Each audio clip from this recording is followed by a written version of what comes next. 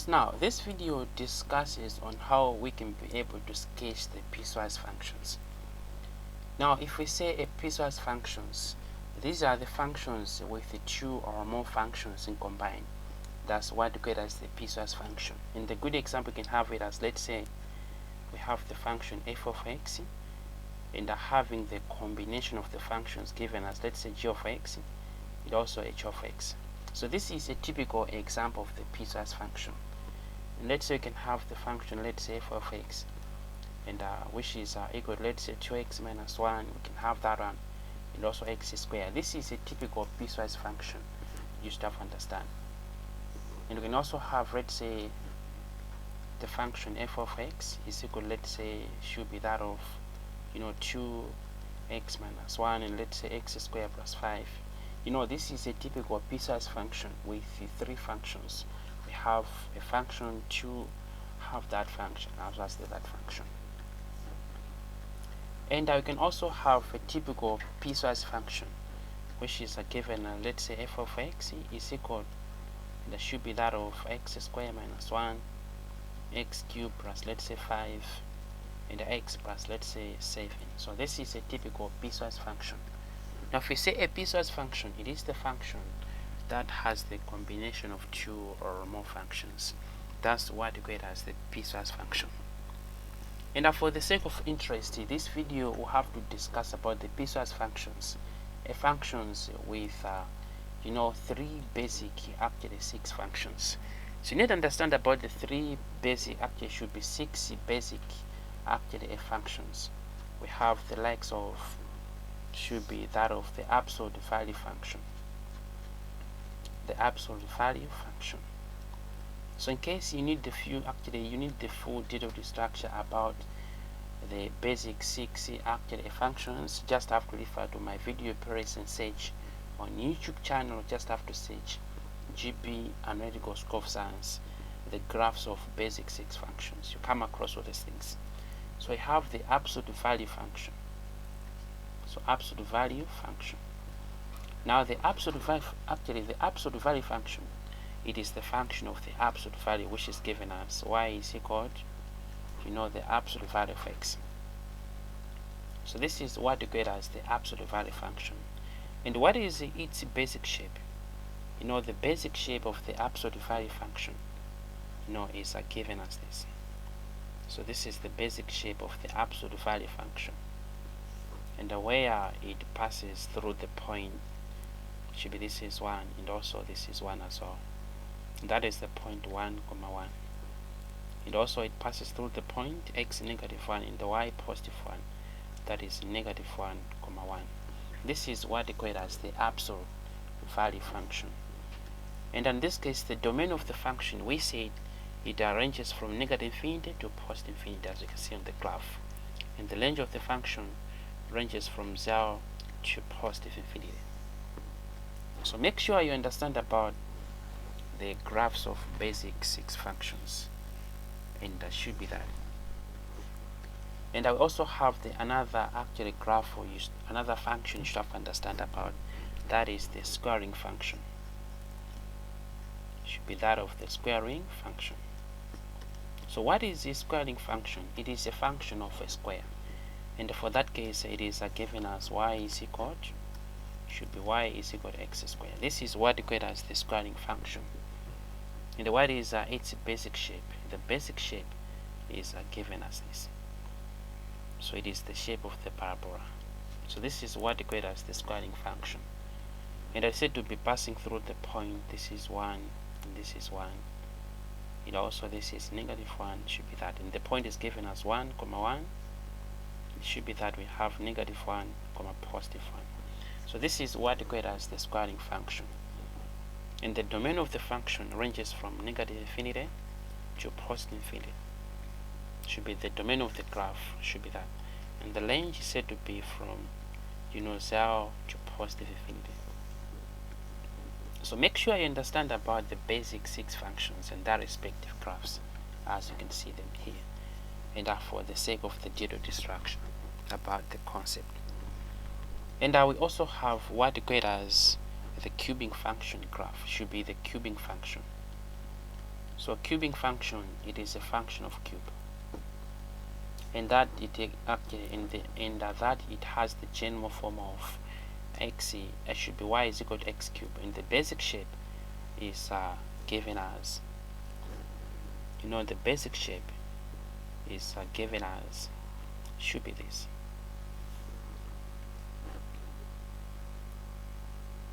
And this is what equates as the cubing function.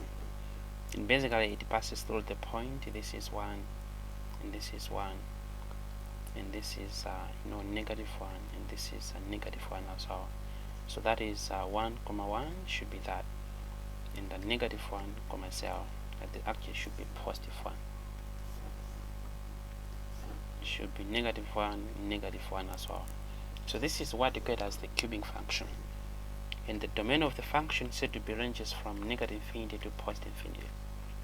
And the range of the function also ranges from negative infinity to positive infinity, as you can see. And another graph, another function is that of, it should be reciprocal function. We have what equates as the reciprocal function. That is a reciprocal function. So what is a reciprocal function? Now a reciprocal function, it is the function of 1 over x. So this is what equates as the reciprocal function. And what is its basic graph? The basic graph goes like this. And this is what equates as the reciprocal function. It goes like that. In all cases, the terminals of this graph can never touch the x-axis as well as the y-axis. Likewise, he can't touch the x-axis as well as the y-axis. Now the graph keep on going up to the positive infinity, and the graph keep on going up to the positive infinity, and the graph keep on going up to the negative infinity. Likewise, down, the graph keep on going up to the negative infinity. That is what equates as the reciprocal graph. And what is the set of the domain? The domain ranges from negative infinity to 0, since the graph from this side can never touch this actual y-axis, and the y-axis corresponds to x is 0. Therefore the domain ranges from negative infinity to 0, and 0 being not a part of interval because the graph never touches the y-axis. And they'll have union 0 to positive infinity. And how about the set of the range? The range set, the actual range ranges from negative infinity to 0, and union 0 to positive infinity. And that's how you start to understand about the reciprocal function and its basic graph. And we also have what equates as the square root function. What is a square root function? A square root function, it is a function of a square root. So it should be the square root function. So what is a square root function? It is a function of the square root, so which is given as that. In the basic shape of the graph, it goes like this. So this is what equates as the square root function. And basically it's said to be passing through the point 1, and that is 1, that is should be 1 comma should be 1. So that's what equates as the square root function. And the domain of the function ranges from 0 part of interval to positive infinity, from the origin to positive infinity. And the range of the the range of the graph of the function is said to be from 0 to positive infinity. So that's how you can have it. And the another graph is a third of, should be the same circle function. So it should be the same circle function. That is another function you should have to understand about same circle function. So that is given as y is equal to the square root of 1 minus x. And what is its basic shape? The basic shape is said to be going over like that. Now this is negative 1, positive 1, and this is the point 0, 1. And the domain of the function ranges from negative 1 part of interval to positive 1 a part of interval. And the range of the function ranges from, should be 0 part of interval to positive 1 part of interval. So that's how you should have to understand that one. So the graph, ranges from that, should be the graph length from that up to here. So this is the range of the function, and while the domain ranges from that up to here. So that's how we're having that and as that. So these are the actually basic 6 functions in their respective graphs. So in case you need the detailed structure about these functions, just after if I do my video playlist, when you come across all these things. So keep that in mind. Now, how should we have to sketch the piecewise functions, and that incorporates the basic actually 6 functions? So how should we have that one? Let's say if we are to sketch the graph of, let's say, a function f of x, and which is equal to, let's say, x squared, and it should be, let's say, 1 over x. And let's say the condition says that the x squared graph has to range from x less than 2. And we have that one, which is given as x greater than, let's say, or equal to 2. Now, how should we be able to sketch the graph of this case? That is a typical piecewise function. So as you can see, the piecewise function is composed of the squaring function and also the reciprocal function. But the squaring function has to range from 2, being not part of interval, to the negative infinity.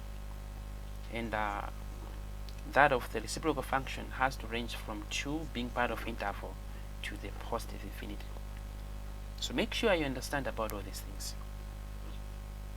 And now we should have the Cartesian plane. Let us see how we can have that Cartesian plane. We should have to present that on the Cartesian plane. And all the actual graphs will be drawn on the same Cartesian plane. So for this case, let's start with the squaring function. Now the squaring function ranges from x given as 2 and to negative infinity. Let's just have to try to give out the scale of the actual axes. We should have, let's say, this is 1, we should have 2, we should have 3, let's say 4, we have, let's say, should be 1 as well. Here we should have 1, we should have 2, 3, let's say 4 should be that. Let's say negative 1, negative 2, negative 3, like that. We have negative 1, and let's say negative 2, negative 3, it should be that. And the squaring function is starting from x value given as 2. And now what is the y value corresponding to x2? We should have to substitute 2 into the function. That will be given as 4. Hence the graph is starting from the point 2, 4, because the y value corresponding to x2 is given as 4. So this point is not part of interval because of the actually inequality sign, or the inequality symbol. And what is this point 2, 4? And this is the point. So that is the point 2, 4. Although it is not part of interval, we'll present that as an open dot. And that is the point 2, 4. You should have to get. And from there, the graph runs to the negative infinity. So make sure you understand about the basic shape of the squaring function.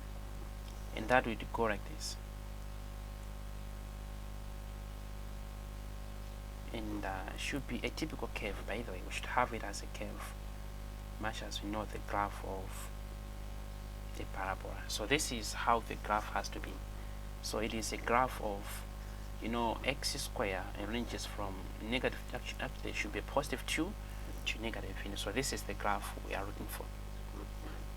And how should we have the graph of reciprocal? Ranges from x2 to the positive infinity. So what is the y value corresponding to x being given as 2? We'll have to substitute here. We'll have it as 1 over 2. That is 0.5. So it means we have to look for the point 0.5, 2. And what is that point? it is at this point. And since we have equal to sign there, it means the point is part of the interval. By the way, it has to be somewhere here. So the point is part of interval.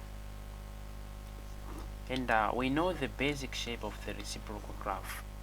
Let me just have to re-highlight it here. So the basic shape of the reciprocal graph, goes like this.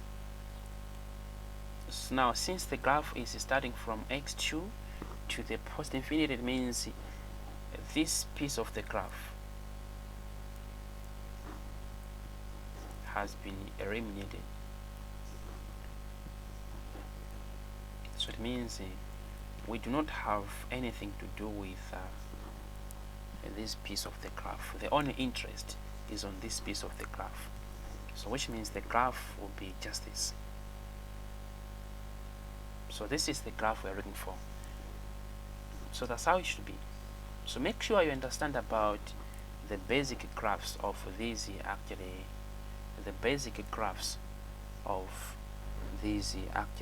basic functions. So keep that in mind. And what if, let's say, we have something like this? Let's say we have another case. Let me use the same way here. Let's say we have, should be absolute value function, ranges from -1, less than or equal to x, less than or equal to 1. And we have another function which is a square function, ranges from, should be, let's say, 1, less than or equal to x, and that should be less than or equal to 4. So how should we be able to sketch the graph of this function? Principle remains the same. We should have the Cartesian plane, and in which all these graphs has to be presented in that way. And let's just have to give out the typical scale. Let's say it's after 1, 2, let's say 3, 4, 5. You can have, let's say, -1, -2. It should be positives. By the way, it should be positives. Let's say +1, +2, 3. And by the way, we do this actually manually. It should be with a free hand. These graphs are drawn with a free hand. So it should be that, let's say we have a 5 here, it should be that, let's say -1, -2, let's say -3. You should have -1, -2, let's say -3. It should be that.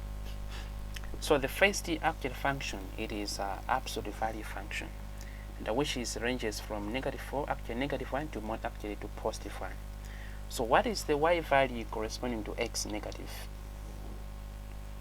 So a y value corresponding to x -1 will have it as absolute value of -1, which is a +1. Therefore, the point of interest is -1, +1. And the point is part of interval because of the equal to sign. So where is that point? So this is the point of interest. So it is this point, and it is part of interval because of the equal to sign. And where the graph is ending at, the graph is ending at x given as 1. And what is the y value corresponding to x1? We'll have it as 1 as well, because the absolute value of 1 is given as 1 as well. So what is that point? It is a point 1, 1, and which is at this point. So this is the point of interest, and it is part of interval. And now we know the graph, the basic graph of the absolute value function. Then we'll have it as this. Now this is the graph of interest.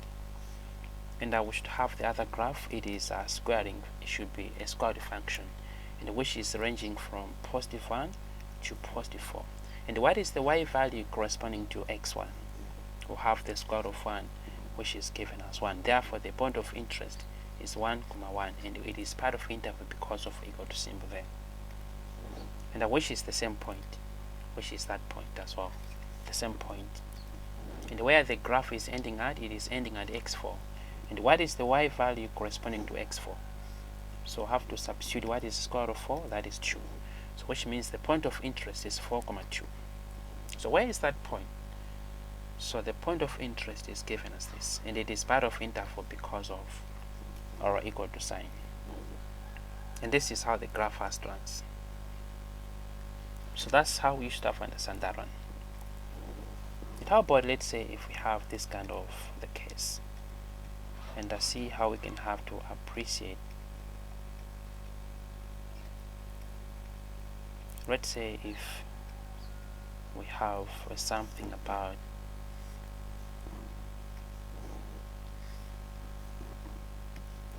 let's say if we should also have to incorporate another functions,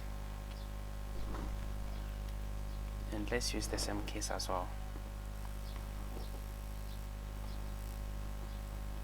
Let's say if we have the absolute value, should be absolute value of x, ranges from, let's say, -1 and a part of interval x less than or equal to, let's say, +1. And let's say we have the square function and ranges from, let's say, there should be 1 not part of interval, and actually 4 part of interval should be that. So how do you think we should have the graph of this function? You know, principle remains the same. This is a reciprocal function and it's starting from -1. And what is the y value corresponding to x -1? We have it as a +1. So this is the point of interest, and it is part of interval because of or equal to, and it is ending at a point. Actually, it is ending at x +1. What is the y value corresponding to x1? We have it as a +1. So this is the point of interest, and it is part of interval. So, and since this is a reciprocal, actually, since that is absolute value graph, that is absolute value function, it means we have it as this. So this is the graph we're looking for. And how about should be that case? That is a square root function in ranges from 1, not part of interval because of just this. So what is the y value corresponding to x1? That is also 1 as well. So for that case, it means we'll have it in the same point. But now, looking at the point, you know, the point is composed of, you know, a crossed dot as well as the open dot. And since on this graph, the point is undefined, or the point is not part of interval. And therefore, whenever you have a point with a crossed dot as well as the open dot, at that point, a crossed dot takes the lead. In this case, it means if the same point is defined and the same point is undefined, you know the one that takes the lead is a defined case. Therefore, Strum will have it as the same way there. Despite that, on this graph, on that function, the point is undefined, but on this function, the point is defined. Hence, we use the same crossed dot there. It should be the shaded dot or crossed dot, whatever you can have it as that. And the graph is ending at x4, and what is the y value corresponding to that one is given as 2. So which means we are here. In the part of interval, have it as that. So that's how you start to understand about that case of the graph. And also, let's appreciate how we can have this. What if, let's say, we have this kind of a function? So how do you think you can have that? Let's say if we have, should be, let's say, cube root function, actually a cubing function, and that is ranges from -2. Let's say it is ranges from -2 and up to, let's say, -1. And we have, let's say, square root function should be a squaring function, x square, and that is ranges from x to negative. Should be that is ranges from, should be x greater than -1. So how do you think we should have to sketch the graph of this function? You know, this is actually a cubing function. So it ranges from -2 to -1. So what is the y value corresponding to x -2? So -2 to the power 3, we'll have it as -8. So which means the graph is starting from -2, being part of interval. And the y value corresponding to x -2, it is -8. And let me just have to change the scale. Let me use the scale of, let's say, let me just have to change the scale.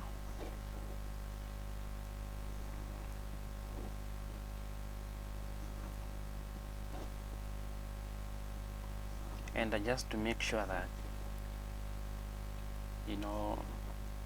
y value as -8 is fitting there. So for that case, we'll have, let's say, -2. Let's say we can have, let's say, -4. Let's say -6, and let's say -8, like that, just to fit the situation. Let's say 2, 4, 6, 8, let's say 10, should be that. Now for this case, the point of interest is -2, -8, and the point is part of interval because of or equal to. And what is that point? And now that is the point -2, -8. So this is the point, and it is part of interval. And where else should you go? And now the graph is ending at x -1, and which is this. And what is the y value corresponding to that one? Now square actually -1 to the power 3, it is the same as the -1. So which means the point of interest is -1, -1, and which is this point, and it is also part of interval as well. So first thing you have to understand is that the basic shape of the cubing function is given as, should be that. So since the graph ranges from here up to here, it means the whole upper part has been eliminated. So which means the graph is only being presented. The only ranges from here up to here. So for that case, the graph will be given as that. So in that case, it means the graph is given as just this graph, or have it as this. So this is the graph of our interest. So make sure you have the skills on how we should have to sketch these graphs. And we have another graph that is a square root function. It should be a squaring function, which ranges from -1 to +infinity. And what is the y value corresponding to that one? So have to substitute, we have +1. So the point of interest is -1, +1, which is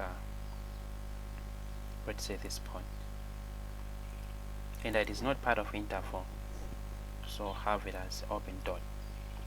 And since you know the basic shape of the squaring function, it means it will be like this. So that's how the graph will be.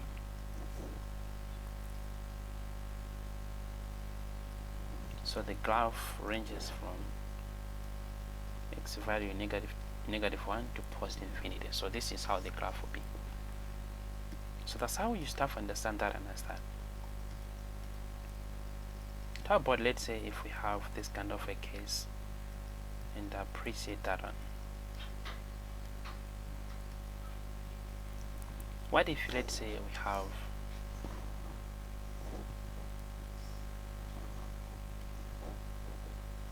let me just have to create some space here.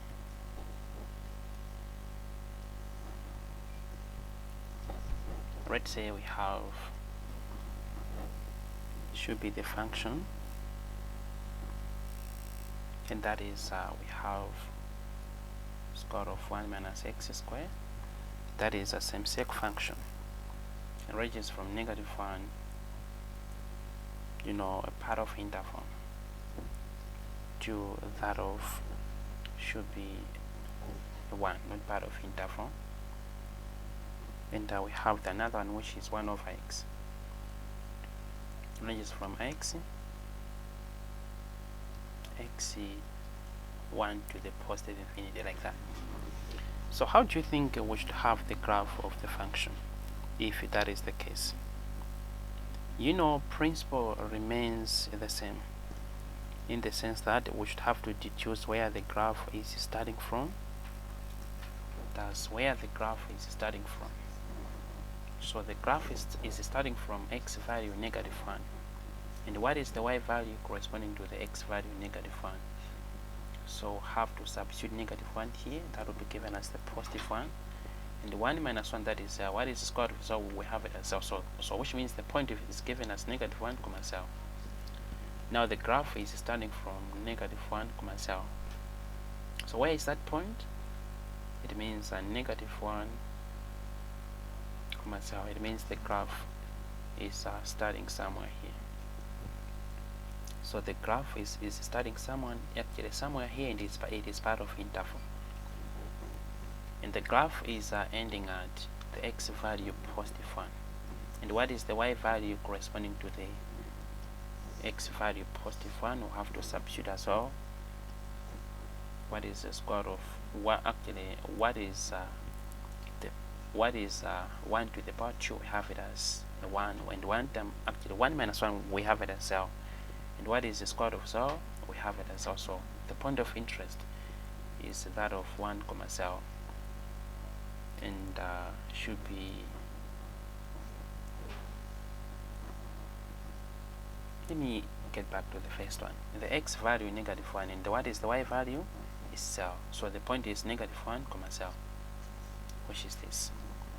How about the other case? The other case is x value is given as 1, and what is the y value? You also have it as 0 as well. So the point is 1, 0. And what is that one? 1, 0 is given as this. So this is the point of 1, 0. And it is not part of interval because of, should be because of that one. So now, much as you know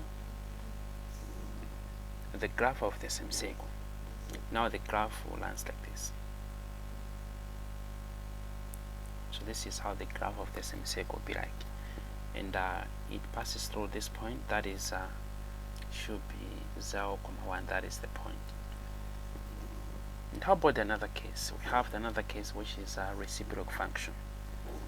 That ranges from x positive 1 to the positive infinity.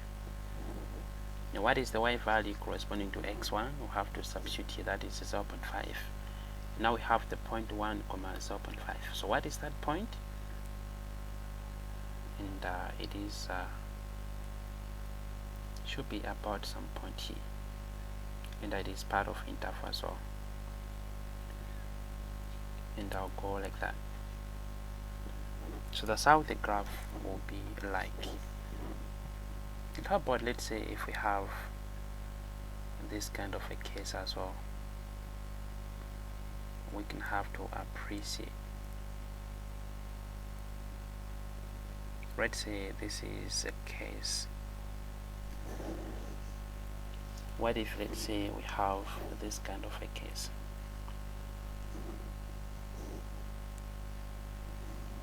Let me also just have to create some spaces where I can have another graphs. Now, let me just have to give you some things to do at your own free time. So try to sketch the graphs of the following. Let's say if we have the function f of x is equal to, let's say, x cubed, and let's say square of x, and the x cubed ranges from x less than 1, and this one ranges from x greater than 0. So try to come up with, and it should be this. And for the first case, we should have it as x less than 1, and for the other case, x greater than 1. We should have that. And how about, let's say, if we have the function y is equal, having the functions given as absolute value of x, and x greater than 0, and we have, let's say, should be about x cube, x greater than, let's say, by the way, we should have x value less than or equal to, should be less than or equal to 0, and here we should have x greater than 0. And also try to have this one as well, and see how we can have it. Y is equal, let's say if we have the same circle function that is ranges from, let's say, -1 less than or equal to x, less than or equal to, let's say, should be just less than 0. And what if we have, let's say, x squared ranges, let's say, from 0 less than x and less than or equal to 2. And how about, let's say, if we have something about, let's say, y is equal the square of, let's say, should be the square of x, and that ranges from 0 less than or equal to x less than or should be less than 1, and that we have 1 over x, and that is from 1 less than x, 1 less than, let's say, 2, should be 1 less than x less than 2. So try to come up with the graphs of those functions.